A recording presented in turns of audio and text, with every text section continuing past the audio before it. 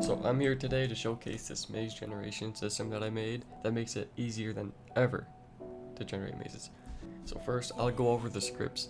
You only need two scripts. One is the maze generation, one is just to use that maze generation module. So in the server script, you're first going to get the maze generation module, of course. Maze generation, generate maze, it's the only function. Start point, this is going to be a green dot. It could be whatever. You can make it invisible, you can make it red. Just as long as there is a point and you index it as the start point.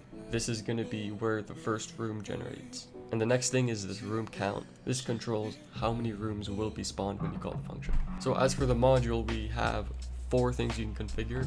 We have the hide checkbox, hide joins, hide start point, and the item spawn rate. I'll go over these in a minute as I go over the modular rooms. And with all that, you can generate your rooms. I'll generate 10 and I'll count the rooms just to show you that this does count. 1, 2, 3, 4, 5, 6, 7, 8, 9, and 10. So now I'm gonna go over the cool part. This is how you make rooms. So I'm gonna break this down piece by piece. And the first thing I want to go over is the checkbox. So each room is going to have this part named the checkbox. This is how the room knows that it's not colliding with another room. And something that's important to note is that when rooms are merging, the 2 doors will touch each other to make a seamless transition. So you cannot have this checkbox touching the door, otherwise it will touch the door of the other room and it will start trying to spawn everywhere and it'll cause the whole thing to freeze. It won't work. And as for the walls, as long as the checkbox isn't exceeding the walls, you're fine. Next, I want to go over these yellow dots. They're super important. These are called points. Each room is going to have 1 spawn point, and the spawn point should be set as the primary part right here. So if you don't know how to do that, you just click this, click the spawn point, that's it. So these points are the exact position that the rooms are going to connect together.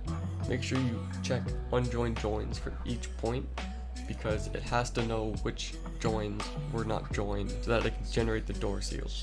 So next I'm going to go over these little green cubes. You can find them sorted around the room. You could put them in any way you want.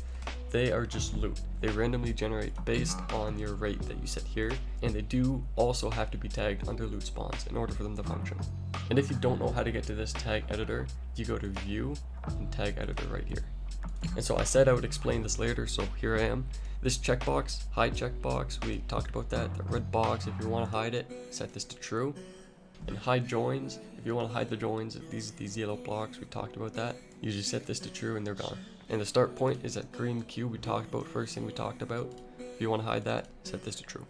And lastly is the item spawn rate. So item spawn rate in this formula is going to be X, and it's 1 over X. So if you want the odds to be 1 out of 20 loots will spawn, set it to 20. If you want it 1 out of 100 or 1 out of 10, 1 out of 7, whatever you want, just set it here. I'll put it to 25. I feel like it's a fair amount. And something that's important to note is that when you're making rooms, this door, the size here has to be the exact same for every single room, otherwise it's going to generate weird. And the way the door seal works is it gets set exactly to the position of the point that it's covering up. So make sure that it's big enough to cover if you do end up changing the sizes of the doors. If you don't change the size of the door, this one will work. And make sure that you name it door seal and parent it to the workspace. And when you're making rooms too, make sure that they are children to the rooms folder in workspace. And that just about sums it up. I might roll out updates in the future, but for now, if you'd like to purchase this, you can reach out to me via Discord. I put my Discord user in the description of the video and in my comment. I put my Discord and my portfolio so you can see all my past work, all my trust screenshots, all in one place. It's all in the description.